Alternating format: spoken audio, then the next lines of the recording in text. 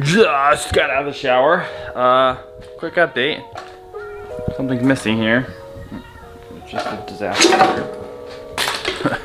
Something's missing there and over there.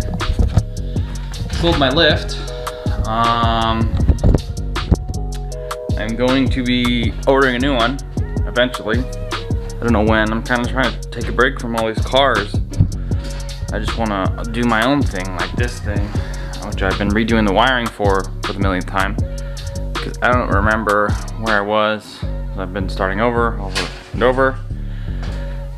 And whatever. Anyways, so I'm going to be uploading a few videos of DIYs that are kind of gonna, everybody's gonna get mad, I know, like, why didn't you, So, I was doing the white Golf R, and I was trying to do videos, and I just kind of wanted to get it done, but if you watch the videos, I get pretty frustrated during some of them, and I kind of just give up, because I'm still, like, some of the kits that these companies send out are just kind of crap, and they piss me off so bad.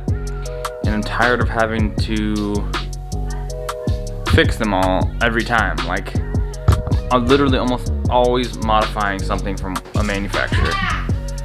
Well, there's that. I'm always modifying something and it's super irritating. There's only a few companies where you don't really do anything, but I kind of just try to keep it. I mean, I'm not sponsored by any of these companies, so I kind of can just say what I want, but they get butthurt anyways. What else? Yeah, so I really want to work on I'll have the RV video that I'll be working on soon. I'm not really doing anything, but I picked up an RV. So, I don't really know where I'm going with this. Yeah, so I want to work on the exoset really bad. I want to get that started, well, running or whatever. I got lots of stuff I can do on it, so yeah. So this is mainly for the ending of the videos of the ones that I'm going to be releasing on how they're kind of half-assed and whatever, just to kind of give you a general idea of how it's done, because I was getting so frustrated. I kind of just went off the rails on a lot of those videos. So, alright, cool. Just try and keep it quiet.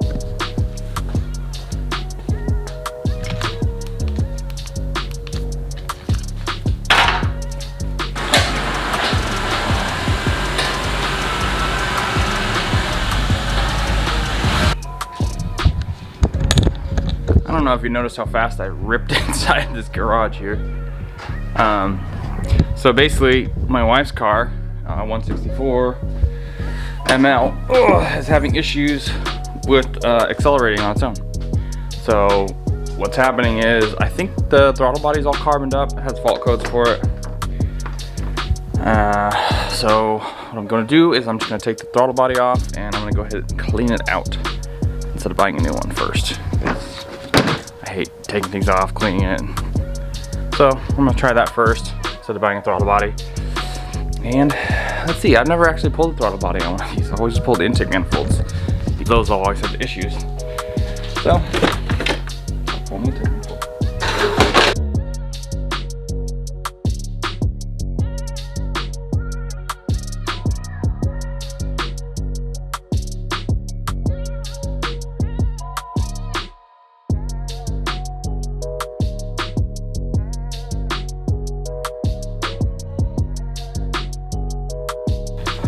Alright, actually doesn't look too bad.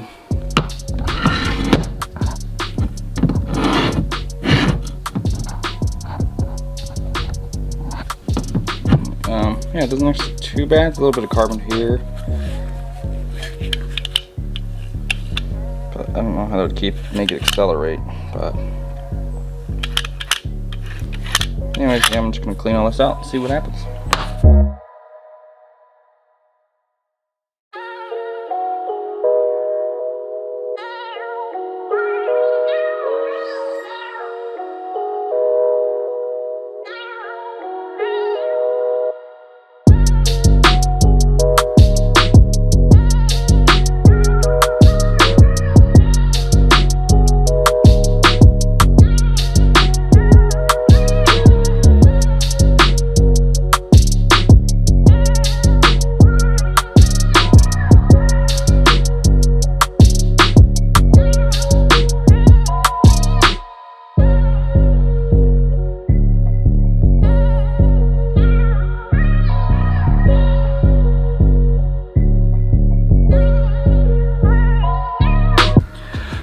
since I don't have my lift right now. I mentioned that already. I have an O2 sensor fault. And a pretty common thing on these is getting oil in the harness. So what I'm going to do is I'm going to check for oil right now.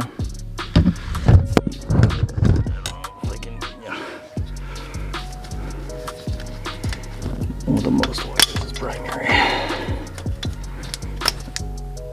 Well, it's pretty dry, or that is dry, I should say. So I guess I'll need an O2 sensor most likely. Yeah, that was dry. What's weird is that I got faults for both banks at the same time. And that's secondary, so it doesn't matter. It's not what I'm having issues with. So, great. I will need O2 sensors.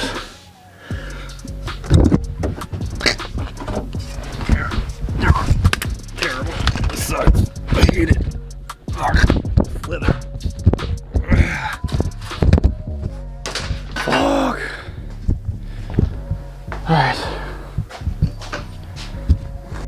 So I don't know if I don't think I've given any updates lately. I've been stepping back on work out of my garage because I've just been overwhelmed with everything going on. Work, life, all that stuff. And so I sold my lift.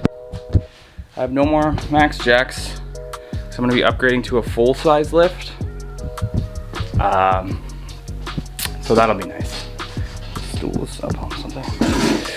I'll be upgrading to a full-size lift. And then what else I'm going to do is, so I'm going to sheetrock all this because I finally got my truck running, by the way. Truck runs now.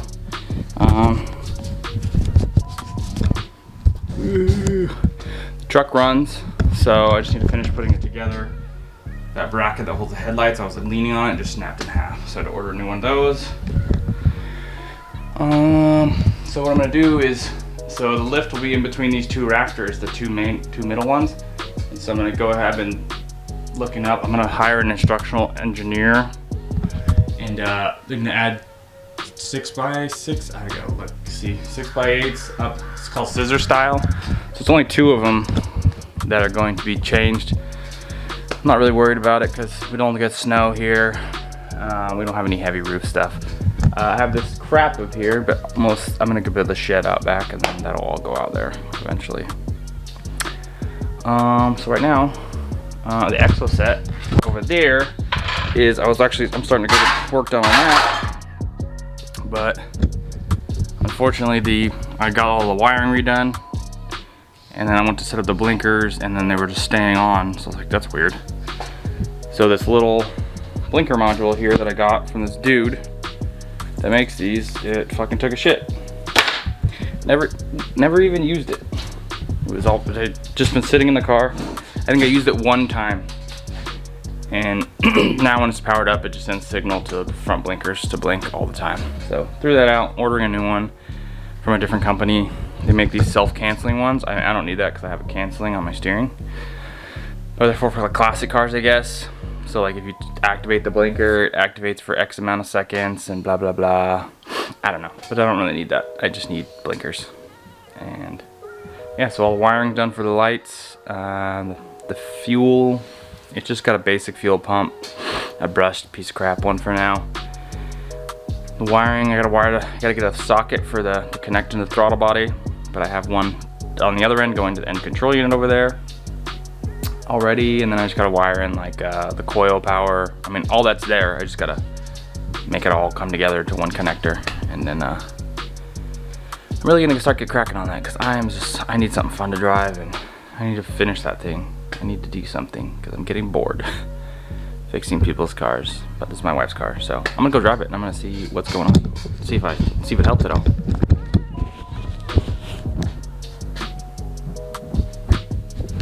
So this thing also has a couple things going on with it. Let's see if you can.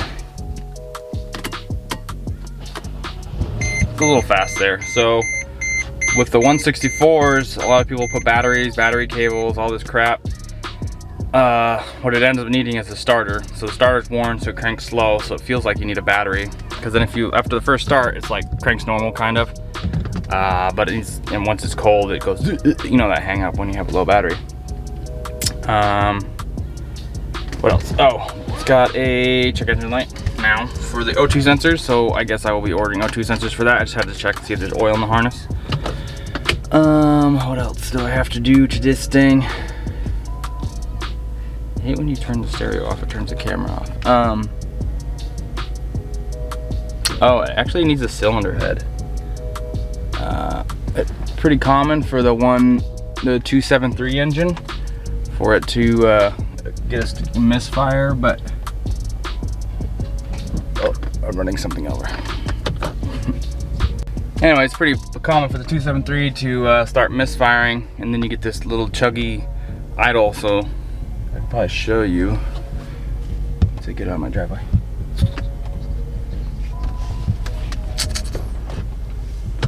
So if you come over here, so if you're driving, yeah, I don't think the throttle pit didn't fix it. He's idling hell high right now. He's trying to pull me. So, needs a throttle body. That's unfortunate.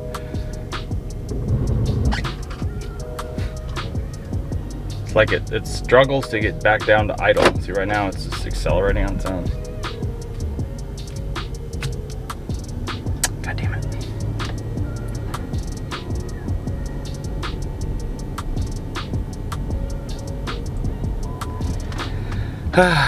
Yeah, drives like crap. There's the on-off. I always noticed this driving it when it was a long time ago when we first got it. It's like right when you tip into throttle, it would just kind of like, it wouldn't be smooth. It's kind of and it's still there. So frick, man, I don't know. Okay, so I guess I'll be doing this again. Like I said, it could have been damaged teeth in the throttle. I just didn't pull it apart to look. So right now it's just accelerating on its own. And then when you come to a stop to slow down, the transmission goes. See, it's still accelerating. Ah, dang it. Okay, well, I'll order a throttle body. So yeah, like I was saying, it could have had damaged gears in there. So I guess once I pull it off and replace it with a new one, I can pop it open and take a look and see if there's any chipped teeth in the throttle body. That's a bummer. Yeah, it drives like ass. Luckily my wife doesn't commute to work or anything because she's teaching from home or working from home. Right now it's just accelerating on its own again. It's like when you accelerate and let off, it just keeps going. It's like, and then it finally lets off. It's still going by itself. That's cool. So annoying. Alright, well, fuck. Oh, there's a SD card in that. Here we have my mom's 2013 Jetta TDI. Not maintained, driven a lot. No, not that much. Almost 100K on it. It's for 2013. That's not bad actually. Got 95. So she started getting glow plug light flashing in the morning.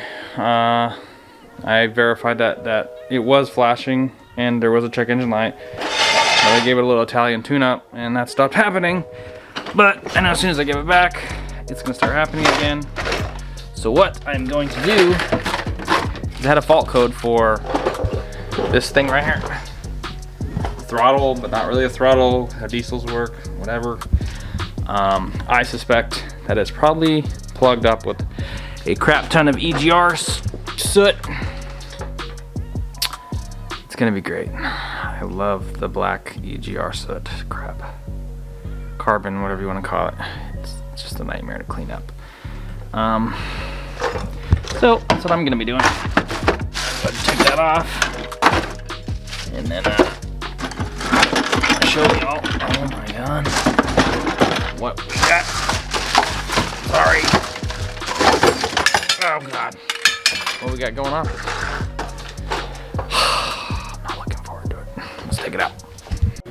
I don't really remember which one's which, but here's what we're dealing with here. You can see the carbon buildup in that one. It's pretty bad. This is more like for EGR, it seems like. So I figure that my wife's here and I can't talk. Yeah.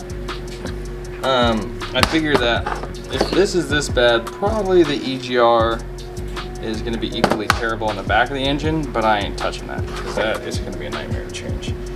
So for now, I'm gonna clean this, hopefully clear up that fault. I think the fault was for this one, not actually this, but the car does have a weird stumbling. I noticed when cruising, it kind of just goes, you feel it when you're like cruising pretty slow. It's just be a little That's the best example that I have, but I'm gonna go ahead and start picking this crap out of here. Yeah, this one's actually not too bad. Like I said, I beat the crap out of the car, revved it up a bunch. You know, my mom drives like a grandma, so I beat it up and get it clean now. Well, here's the carbon that I got out. I actually didn't think I thought I was gonna get a lot more than that. So it's not even, I don't feel like that's a lot. But just the inside of the EGR. This valve that I cleaned up a little bit. I had to take this cap off because I couldn't open the plunger. So I took it off so I could spin this and open the plunger in there. You can't really see anything. See.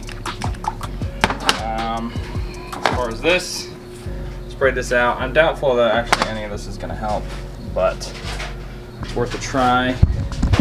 Before spending a bunch of money, you can see that it's got a good amount, not that bad actually. And then there's inside here, you can't really see. Like stick my hand there, I can feel some, but I don't know.